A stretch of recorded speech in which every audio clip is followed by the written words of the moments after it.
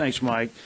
So Democrats continue to push this tax and spending bill, and they're doing it at a time when inflation is high, and this bill is just going to increase inflation. You saw in the last month that inflation was over 6% on an annualized basis.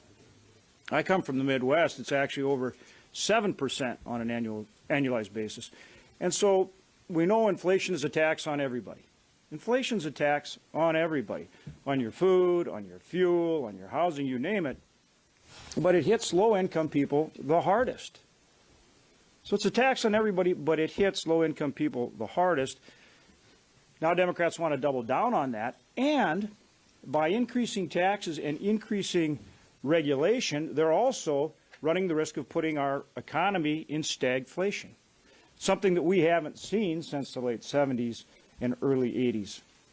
And that really undermines the wages of working people.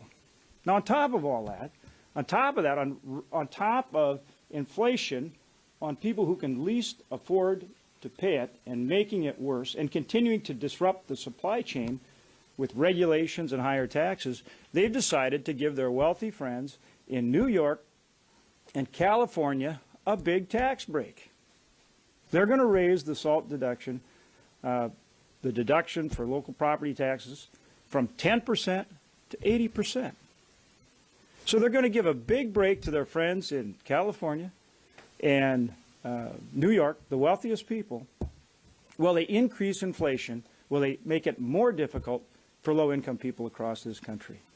Makes no sense. Makes absolutely no sense. And people need to understand that. They need to understand that, and they need to call their senator, and they need to call their House member and say, stop that. We do not want that big tax and spend bill that will make things worse, particularly for low-income people.